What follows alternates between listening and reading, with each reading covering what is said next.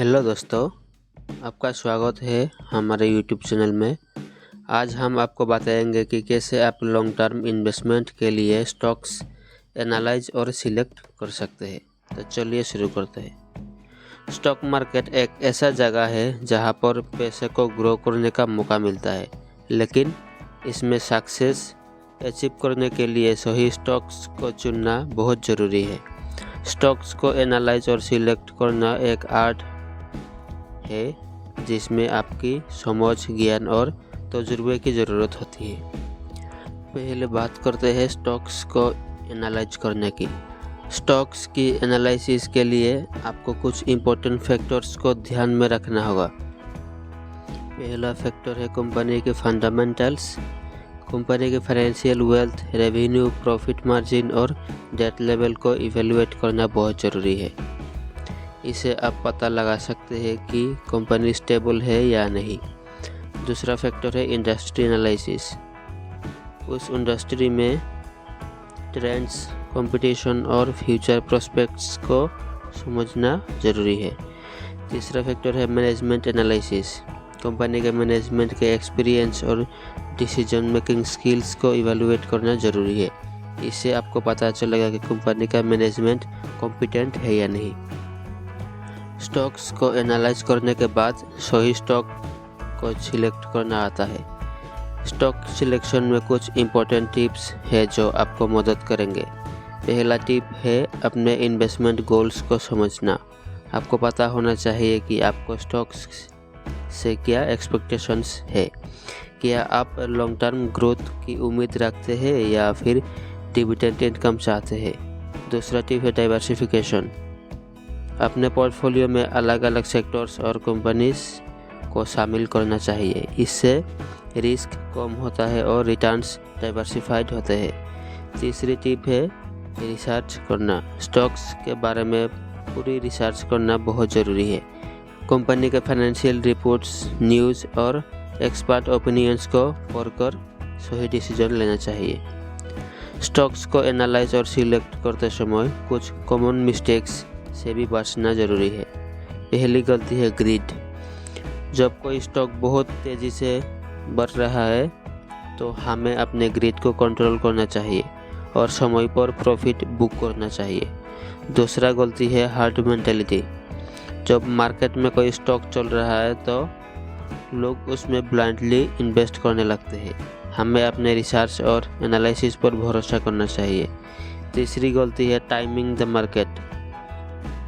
Market के ऊपर नीचे चलने की प्रेडिक्शन करना बहुत मुश्किल है।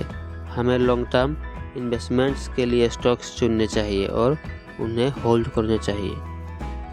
तो दोस्तों, स्टॉक्स को लंबे समय तक इन्वेस्ट करने के लिए एनालाइज और सिलेक्ट करना बहुत ज़रूरी है। अपने रिसर्च और एनालिसिस को समय देना चाहिए। धीरे धीरे आपको स्टॉक्स और मार्केट के बारे में एक्सपीरियंस होगा और आपको अच्छे रिटर्न्स मिलेंगे। पेशेंस और समझदारी से स्टॉक मार्केट में इन्वेस्ट करेंगे तो आपको गारंटीड रिटर्न्स मिलेंगे। तो दोस्तों, लॉन्ग टर्म इन्वेस्टमेंट करने के लिए स्टॉक्स सिलेक्ट करना और एनालाइज करना बहुत ज़रूरी है।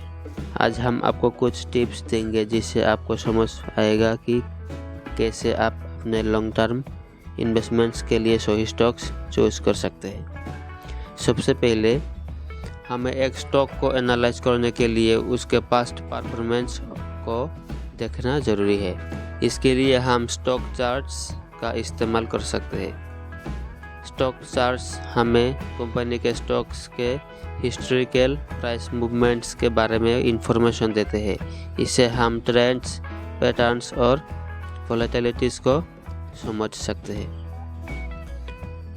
जब आप स्टॉक चार्ट्स एनालाइज करते हैं तो कुछ इम्पोर्टेंट फैक्टर्स को ध्यान में रखना ज़रूरी है। पहला फैक्टर है ट्रेंड एनालिसिस। इससे हम देख सकते हैं कि स्टॉक प्राइस ऊपर या नीचे जा रही है और क्या एक कंसिस्टेंट अप ट्रेंड या डाउन ट्रेंड है। एक सही अप ट्रेंड में इन्वेस्ट करना बेनिफिशियल हो सकता है।